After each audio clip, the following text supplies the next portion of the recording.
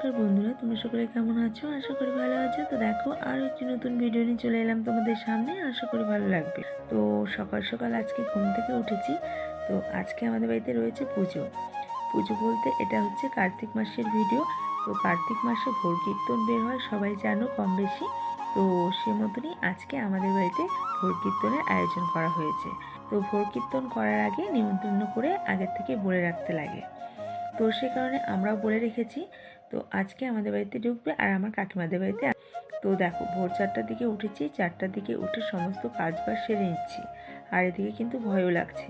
তো ভাইকে বললাম দরজাটাকে খুলে রাখ আর আমাকে বাইরে গেটের চাবিটা খুলে দে। তো ভাই সেই মতনই আমাকে দরজাটা খুলে রেখেছে আর বাইরের গেটের চাবি খুলে দিয়েছে। আর এদিকে মনের মধ্যে ভয় রেখেও কাজগুলো সেরে নিচ্ছি। কারণ যেহেতু ভোর কীর্তন ভোরে ভোরে আসবে, সমস্ত কাজ সেরে না রাখলে তারা তো আর আমাদের জন্য দাঁড়িয়ে থাকবে না। আর এদিকে বাসি ঘরে পুজোটা দিতেও ভালো লাগবে না। সেই কারণে আমি যতদূর পারছি তাড়াহুড়ো করে মুছে নিচ্ছি, যাতে বাসি ঘরে পুজো দিতে না হয়। তো সেই মতনই আমি সমস্ত কাজগুলো সেরে নিলাম। আর এদিকে ঘর মুছো হয়ে গেছে। এবার উঠোনটাকেও সুন্দর করে ধুয়ে দিব। তো ভেবেছিলাম কালকে রাত্রেই ধুবো, কিন্তু যেহেতু একটু একটু ঠান্ডা পড়েছে, সে কারণে মা বললো রাত্রের দিকে আর জল ঘাটতে হবে না, ভোরের দিকে হালকা হালকা জল ছিটিয়ে দিলেই হবে। ভাবলাম যে জল ছিটিয়ে দিলে কেমন লাগে। তো যাই হোক, এমনিতেও কাজ করতে করতে গরম লেগে গেছে, সে কারণে সমস্ত উঠোনটাকে সুন্দর করে ধুয়ে দিচ্ছি। তো এই যে আমার প্রায় শেষের দিকেই কাজ, আর সময়ও অনেকটা হয়ে এলো। যে কোনো মুহূর্তেই চলে আসতে পারে। এদিকে ভয়ও লাগছে। দেখো বাইরে প্রচণ্ড অন্ধকার। একবার ভাবছি বাইরে গেটটা খুলে বের হব না।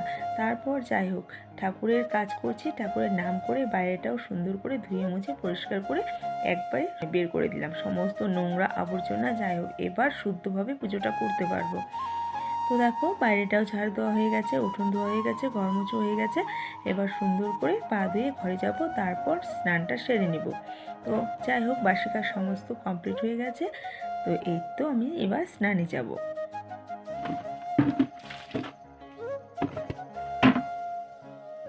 তো বন্ধুরা, এই যে দেখো, সকাল সকাল উঠেছি। সকাল সকাল উঠে সমস্ত কাজ বাজ করলাম। আর এই যে মেয়ে ঘুমোচ্ছে আর আমি উঠেছি, এই যে স্নান করতে যাচ্ছি।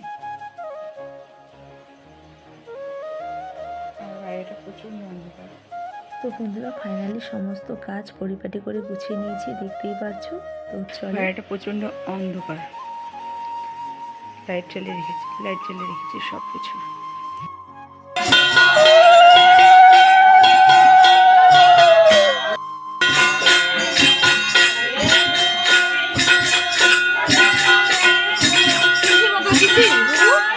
তো সত্যি কথা বলতে আজকে আমি ভাবতে পারিনি আমি কখনো আর কি এভাবে পুজো করিনি ভোর কীর্তন।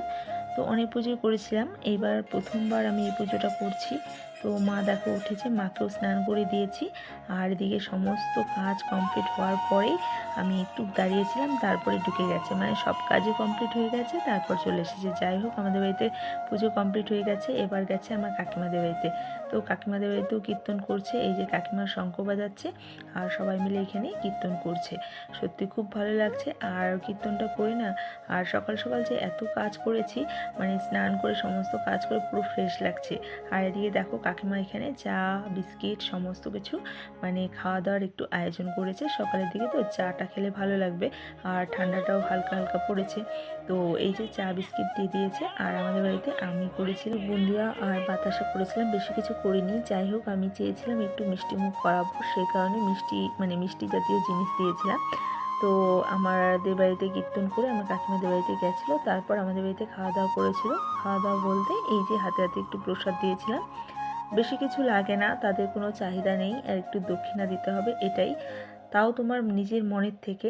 সত্যি খুব ভালো লেগেছে আজকে পুজো করে। আর নিজেকে তো এত ফ্রেশ লাগছে।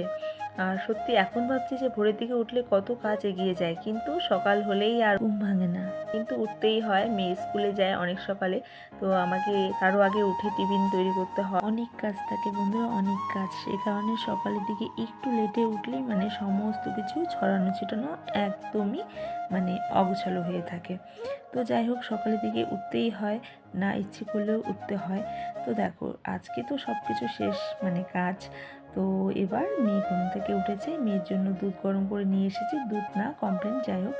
আর এদিকে আমার জন্য আমি গ্রিন টি নিয়েছি। তো অনেক চেষ্টা করি নিজেকে শুকানোর, মানে মোটা থেকে একটুখানি হালকা শুকানোর, তবে কিছুতেই হচ্ছে না। যাই হোক, খাওয়ারটাকে আর কি কন্ট্রোল করা যাবেই না, কারণ চোখের সামনে এত সুন্দর সুন্দর খাবার আসে তখন আর ইচ্ছে হয় না, মানে মুখটাকে বেঁধে রাখি। তো যাই হোক, গ্রিন টিটা তবুও খাই, চেষ্টা করি যাতে এর থেকে বেশি না হই। একদমই যে মোটা সেটাও না, ঠিকই রয়েছি, তবুও নিজেকে একটুখানি স্লিম করতে ইচ্ছে হয়, যাতে করে সমস্ত ড্রেসগুলো মানে ফিটিংস হয় বা ভালো লাগে। তো যাই হোক, এখানে দেখো সমস্ত কাজবাজ সেরে নিচ্ছি, মেয়েকে বই পড়তে বসিয়েছিলাম, তবুও বলছিলাম বাবা একটু দাঁড়াও, আমি সুন্দর করে বিছানাটাকে ঝেড়ে দিই। তো এই তো মেয়ে উঠে বলল ঠিক আছে মা। আর এদিকে আমি সমস্ত বিছানাটাকে সুন্দর করে ঝেড়ে টেরে গুছিয়ে রেখে দিলাম। আর তারপর মেয়েকে বললাম বাবা তুমি এবার পড়তে বসো। আর মেয়ের সামনেই পরীক্ষা রয়েছে, সে কারণে একটুকু আর সময় নেই, মেয়েকে পড়তে বসাতে হবে, কারণ প্রত্যেক দিনে পড়া, প্রত্যেক দিন না পড়তে বসলে ওরও চাপ হয়ে যাবে। আর ওরা তো বাচ্চা মানুষ, একটা পড়া যদি জমে যায় তাহলে ওদেরই অসুবিধা হয়। আমি জানি, আমারও আর ইচ্ছে করে না, কি বলবো, আজকে স্কুলটা বন্ধ রয়েছে, তবুও দেরি করে উঠতে দিইনি, কারণ দেরি করে উঠলেই খেলার সময় হয়ে যাবে। আর আমার বাপের বাড়িতে না অনেক বাচ্চা, সে কারণে এই যে 10টা সাড়ে 9টা বাজলেই সবাই মানে এক এক করে বের হতে থাকবে, সে কারণে ওর স্কুল ছুটি রয়েছে, তবু আজকে সকাল সকাল উঠিয়ে দিয়েছি, কারণ ওকে পড়তে হবে। আর পরে আমিও কিছু বলতে পারবো না, কারণ মামা বাড়িতে আসলে সবারই একটু জেদ আহ্লাদ সব কিছুই বেড়ে যায়। তো যাই হোক, এখানে মেয়ে পড়তে বসেছে, আর তারপর ওর কিছু হোমওয়ার্ক ছিল সেগুলো। আর এদিকে মা ঘুম থেকে উঠেছে, মাকেও খেতে দিয়েছি। মা তো সকালের দিকেই উঠেছিল, তারপর আবার শুয়েছিল, কারণ মার শরীরটা ভালো নেই, সে কারণে মা রেস্ট করছে। আর এদিকে আমার রান্নাবাড়িও রয়েছে। আর এদিকে ভাবছি একটু বাড়িও যেতে হবে, কারণ আমার শ্বশুর বাড়ি যেতে হবে। তো আমি তো রয়েছি বাপের বাড়িতে, আজকে দোকানও খুলবো না। তো সে কারণে এই যে মেয়েকে বই পড়িয়ে আমি যাব আমার শ্বশুর বাড়িতে। তো আমার বর একটু কাজের সূত্রে বাইরে রয়েছে, সে কারণে আমি বাপের বাড়িতে রয়েছি। আর বাপের বাড়ি থেকে আমার শ্বশুর বাড়ি বেশি একটা দূরে না, তো রেগুলার না গেলেও 2-1 দিন পর পর আমার যেতে হয়, কারণ বাড়িটা না হলে একদমই নোংরা হয়ে যাবে। আর দিদিভাই তো আসেই কাজ করতে, তো দিদিভাইয়ের সাথে সাথে আমি একটু হেল্প করে দিই, আর বাড়িঘরও পরিষ্কার থাকে। তারপর এখান থেকে স্নান না করে বাড়িতে গিয়ে স্নান করে পুজোটাও দিয়ে দিই। তো প্রায় কথা বলতে বলতে পৌঁছে গেছি। আর ভাই আমাকে দিতে এসেছে, কারণ ভাইকে বলেছিলাম আমাকে একটু আগে দিতে, তো ভাই আমাকে আগে দিল। আর দেখো চলে এসেছি। তো আমার শ্বশুরবাড়িতে কিন্তু বড় কালী মন্দির রয়েছে, তো এখানে মাকে একটু দর্শন করলাম। আর প্যান্ডেলটা এখনও খোলা হয়নি, কালী পুজোর প্যান্ডেল, তো মাকে অনেকদিন পর দর্শন করলাম, কালী পুজোতে তো থাকতে পারিনি।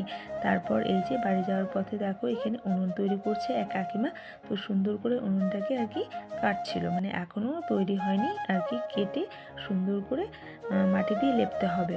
তো আমি কিন্তু উনুন বানাতে পারি না, আর আমাদের পাড়ার সবাই কম বেশি সুন্দর উনুন বানায়। তো পাশে একজন দাঁড়িয়ে রয়েছে, ওই দিদিও খুব সুন্দর উনুন বানায়।